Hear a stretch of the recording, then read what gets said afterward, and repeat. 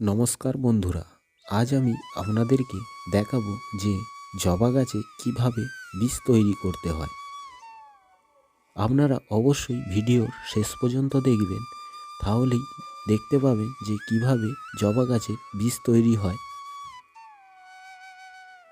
নমস্কার বন্ধুরা, আপনারা দেখছেন সেভ গার্ডেন। ভিডিওটা যদি ভালো লেগে থাকে চ্যানেলটিকে সাবস্ক্রাইব করে দেবেন পরবর্তী ভিডিও দেখার জন্য।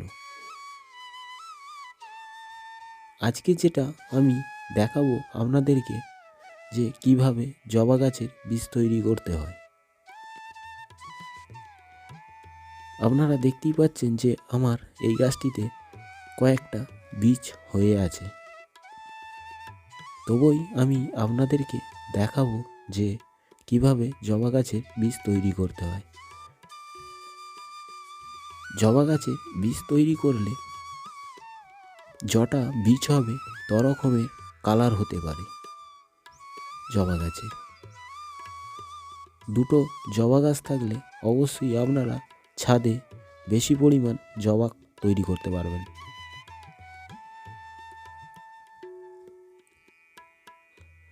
সবসময় চেষ্টা করবেন যে জবা গাছটিতে বীজ তৈরি করবেন সেই জবা গাছটি যেন ভালো হয়, গাছটির পুষ্টি যেন খুব ভালো থাকে, তবেই সেই গাছে বীজ দাঁড়াবে। চেষ্টা করবেন এইটা শীতকালে জবা গাছের বীজ তৈরি করার। শীতকালে না জবা গাছের বীজ তৈরি করলে গরমকালে বীজ হবে না। শীতকালে এক একটা জবা গাছের ফুল 3 দিন থাকে।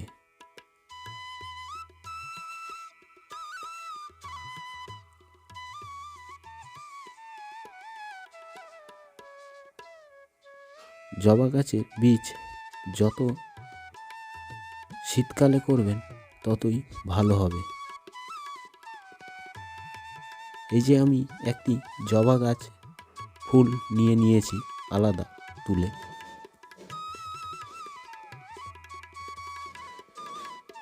এই ফুলটা থেকেই অন্য ফুলে ঠেকালে তাহলেই বীজ এসে যাবে।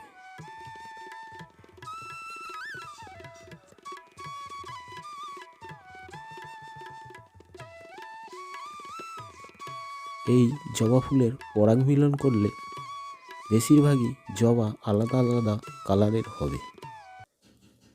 এরকমভাবে আপনারাও জবা গাছে পরাগ মিলন করিয়ে দেবেন, তাহলে অবশ্যই জবা গাছে বীজ এসে যাবে।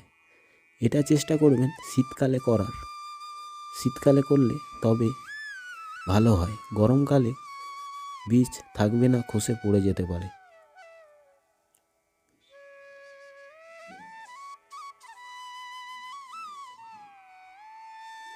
ভালোভাবে এরম ঠেকিয়ে দেবেন, তাহলেই বীজ হবে।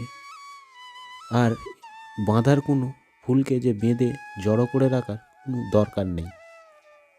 এরম করে ঠেকিয়ে দিলেই সহজেই বীজ এসে যাবে। যে ফুলকে বেঁধে রাখতে হবে আর করতে হবে এইসব না করলেও হবে। এরমভাবে ঠেকিয়ে রেখে দেবেন জবা গাছকে। সবসময় চেষ্টা করবেন যে আলাদা আলাদা কালারের ফুল নেওয়ার, নয়তো একই কালারের ফুল হলে একই কালার হয়ে যেতে পারে। অবশ্যই চেষ্টা করবেন 2 রকমের কালারের ফুল নিয়ে ঠেকানোর। এই যে এই গাছটি দেখছেন, এই গাছে তো আমার বীজ তৈরি করা আছে।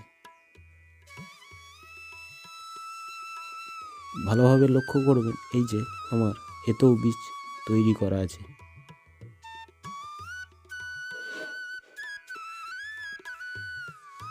এই বীজটা মোটামুটি হয়ে গেছে এটা, তবে শীতকালে বীজ পাকবে না, গরমকালে এলে তবে বীজটি পাকবে।